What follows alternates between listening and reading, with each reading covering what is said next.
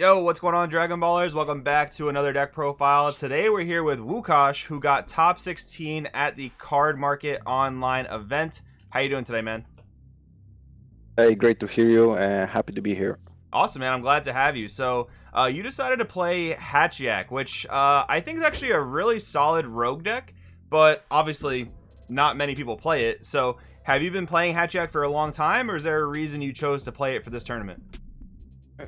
Yeah, I've been playing Hatchhyak for a bit. I think I started at the end of the last year. Before that, I played a lot of with Vegex and I won many local events with Vegex, but at some point, the Red Broly came out and I had a real struggle beating Red Broly. And that was one of the reasons I decided to play Hatchhyak because I couldn't beat a Red Broly with my Vegex. So yeah, and I decided I want to have a deck to beat him. So yeah, that's Interesting. that's how I beat Hatchhyak for the first time. Right. So you went from playing a very aggressive deck to a very control heavy deck. So very Yeah, big shift in playstyle, but you must like playing black in general, huh? yeah. I played black before Vegex. I played Majin Buu, and I also played Dark Broly for a bit, but it was too popular. I yeah, like playing Vegex, I decided before it came out, so I didn't mind it was a meta deck. But with Broly, it was so popular, I decided like I don't want to play deck that is so popular, like everybody is playing it. So yeah, Gotcha. Play something a little bit more rogue. Very nice. So going on to some of our main deck cards, so you're playing 7 Unisons, which people haven't played Hatchhyak in a long time, so the builds can be very different. So you're playing 3 Black Smoke Dragons, gives you some nice draw power. You're also playing SS4 Gohan Beyond the Ultimate. Now I haven't really seen this Unison in any decks really, but you're playing a very Overrealm heavy Hatchhyak deck. So how do these Unisons work for you? yeah, I've played now. I already played many games with them, and I think they are perfect for this deck. And Black Smoke Dragon is more like my startup unison because I want to have him in my starting hand. So if I go first or even if I go second, if I have 1 energy and I have him in hand, I will play him because basically it's either my opponent removes him by attacking, so he's a 15k blocker, or if they don't remove it, he gives me a value every turn. So it's my turn 1 play. And how does the Gohan work for you? What's the main appeal to the Gohan? Yeah, Gohan is mostly my finisher. It's like around after round 3, 4, 5, when I get to those rounds, I want to have Gohan on the board and gather as many markers on him, as much markers on him as I can, and then go -3 with the dual attack and try to finish my opponent. And yeah, they're adding 2 cards also from war, but it's very valuable because yeah, I can add some overram I would like to play that turn. That's And even very cool. Actually, I like that. It's almost like a Vegeta Unison of Fury for Hatchhyak. That's very cool. For King Vegeta Kingdom Lost, this just seems like a perfect card for Hatchhyak. I'm sure it was great. yeah, and also Smoke Dragons helps me to achieve those 3 cards in warp quite fast. Yeah, I have multiple ways to warp my opponent's card, so King Vegeta comes online quite fast. Usually at turn 3 I can play him. Very nice. All right, so you're playing very trimmed down Ghost Warriors. So Lord Slug is obviously great for removing big battle cards, and then Turles actually lets you mess with your opponent's drop area. So why only these Ghost Warriors and not like Cooler or Frieza? Yeah, Frieza would be good against decks like the decks that play Putin or stuff like that, but after playtesting, after many games, I've decided, yeah, I tested deck with Cooler, but at the end it was not as valuable as I expected, and yeah, Turles is really good if I want to going against green and going against anyone who utilizes his their drop area. Yeah, and Slug in this meta is good almost against everybody Right. because it's great against the beginning. For me it was really good counter to Sin Shenron. Now it's not that popular, but Slug yeah, still a struggled card against Broly.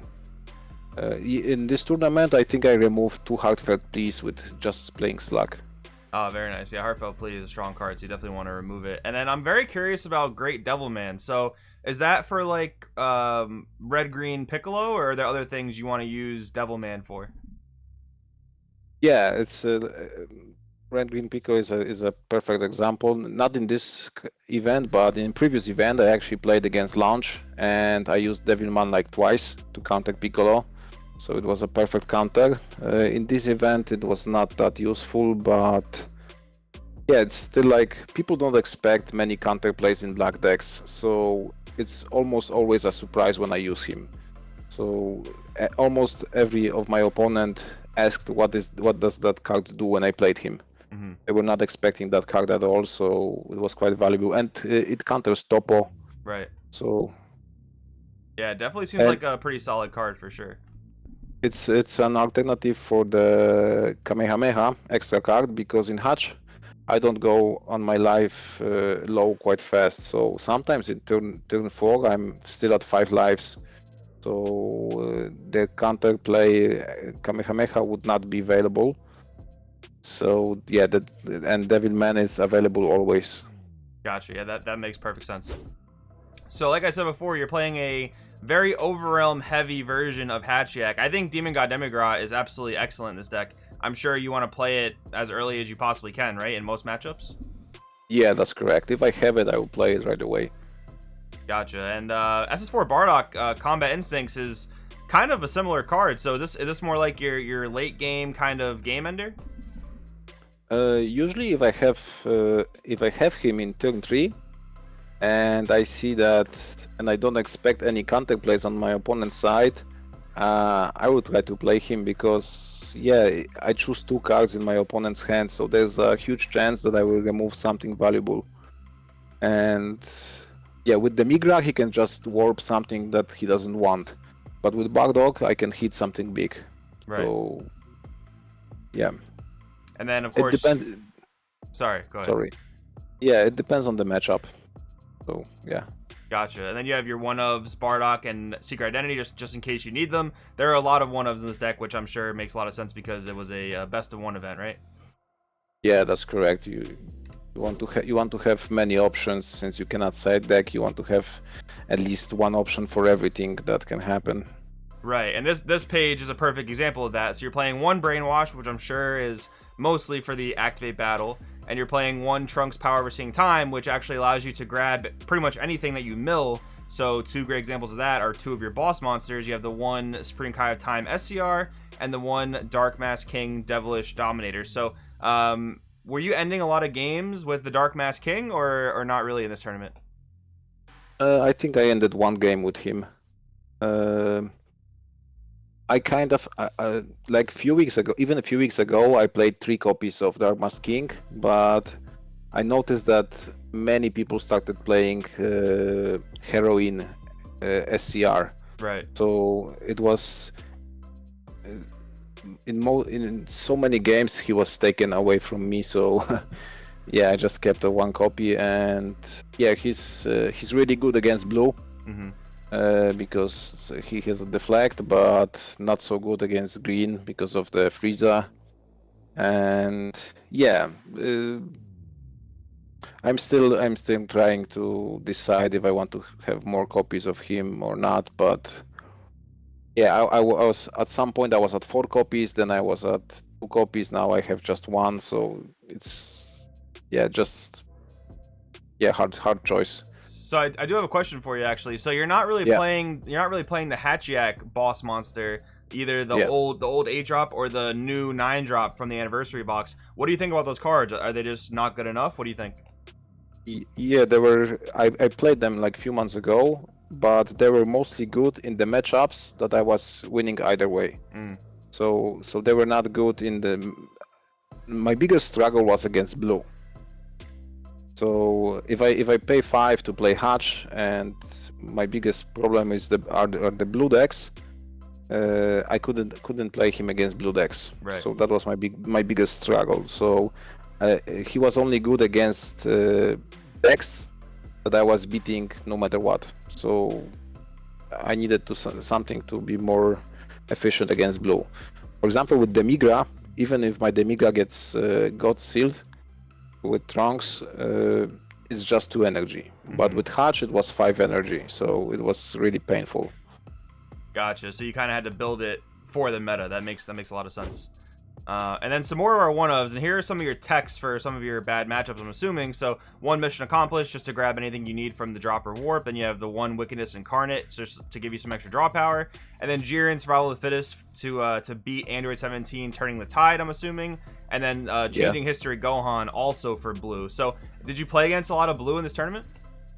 Not a single one. Oh, so you had a very nice day then. Yeah. So yeah, Jiren and Gohan are here just for Blue Baby matchup. That's it. They're just for Blue Baby, and yeah, Boo and Few, and they're like, if I have low hand and a lot of energy, yeah, I can use those two. Gotcha. Basically. Would you change the 1 Boo possibly, because I feel like 1 is just a little awkward. You know what I mean? Or would you keep it there? With this deck, yeah, the problem is, okay, if I add 1 more Boo, what I remove? What should I remove? Right. That's the problem. It's kind of yeah, I use it occasionally. Sometimes I don't know. It's hard for me to decide it, because it's a lot easier with the best of 3, because I just keep it inside deck. Right. But in best of 1, I decided, yeah, should I have 1 or nothing? Yeah, I prefer to have at least 1. Gotcha. And then some more of our staple cards. So of course we have 4 super combos, and you're playing the not sparking, but it has to have 5 cards in the warp because you want to be at high life sometimes. Playing 4 power burst, 1 petrification, and 2 Supreme Kai of Time Labyrinth. I think these ratios are great. What do you think about the negates here? Anything you would change? Yeah, I would probably add more petrifications, but still the same problem. I'm already running a 60 card deck, right? So if I add 1 more petrification, what should I remove? That's the problem. That's the tough question. I'm already at 60 cards, so yeah, that's hard. Gotcha. And for your game enders, so you have 3 Champa and 3 Frieza Imperial Inspiration. So this is pretty cool because no one really plays the Frieza that grants critical. So what was your main usage of that card? Yeah, it's always for a leader. Almost always for a leader attacks. So my leader starts attacking in turn 3. So if I have Champa and Frieza on my hand, I will just use both of them in the same attack. Interesting. So your leader becomes 20, right? So 20, 30, 35 double crit, not bad. Yeah, 35 double crit. And with my deck, I'm mostly with high attackers. I don't go wide. I just have basically 1 battle card, 1 unison, and 1 leader. So I have at most 3 attackers. So my attacks will always be like not many attacks, but I want to go high as possible. Right. And then the 4 Boo Extinction Attack makes sense. I am curious about the 4 Demonic Absorption though. Was there a particular battle card you really wanted to remove, or you just really like the removal of anything for 3 energy? Yeah, it's mostly to counter invokers. Ah, I see. Okay. Because Invoker is it's one of the most terrible matchups for me, so it's basically there to stop Invokers. Gotcha. Okay, well that's the whole deck. Thank you very much for going through that with us. At the end, I always let players do shoutouts, so any shoutouts you want to throw out there?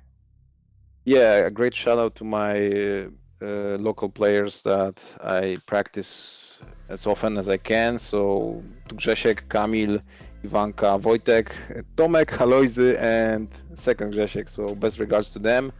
And yeah, to all the Discord channel, Planet Vegeta. And yeah, thank you a lot. Awesome, man. Not a problem. We'll see you next time. Thank you. See you next time.